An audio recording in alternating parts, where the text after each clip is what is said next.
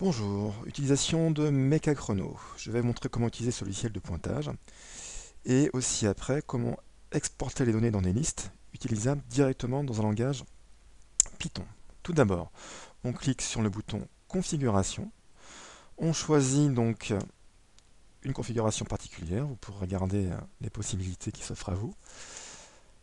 Cette configuration, on peut la transmettre aux élèves via ce bouton. Ça ouvre une nouvelle fenêtre. On peut alors ici copier le lien et le transmettre aux élèves.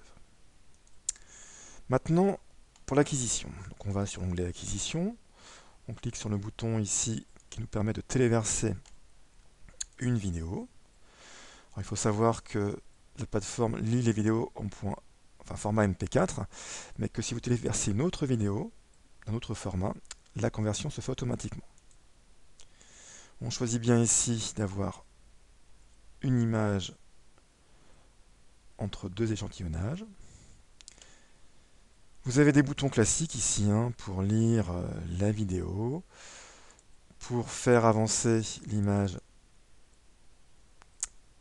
l'une après l'autre. Et après, donc, on a des onglets classiques, c'est-à-dire l'échelle, placer un repère. On peut aussi dézoomer un petit peu les choses pour mieux voir ce qui se passe ici. Alors, je vais d'abord faire l'étalonnage. Il faut cliquer sur le bouton qui est ici, ce que je n'avais pas fait. Donc, je clique ici. Entre là et là, j'ai 1,85 mètres. J'ai déjà un repère. Vous voyez que par inadvertance, j'ai mis un point ici, j'ai pointé n'importe où. Donc on peut effacer ce point en cliquant dessus. On revient là pour commencer le pointage. Donc on clique bien au centre de la balle et on clique ainsi sur tous les points de la trajectoire. Donc voilà qui est fait. Ensuite, on a accès au tableau de valeurs qu'on peut exporter de différentes façons. On peut exporter donc en presse-papier classique.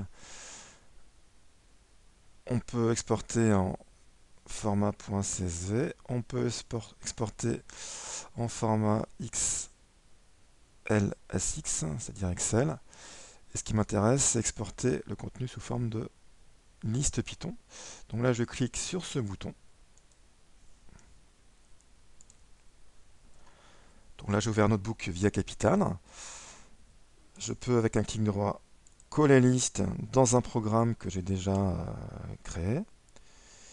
Et je n'ai plus qu'à valider mes cellules. Donc, par exemple, si je trace la courbe, je retrouve bien la courbe en cloche, donc la parabole qui est ici. Et après, donc, on peut manipuler ces données pour tracer les vecteurs vitesse. Donc en voilà un exemple, ou les vecteurs accélération. Voilà, merci de votre écoute.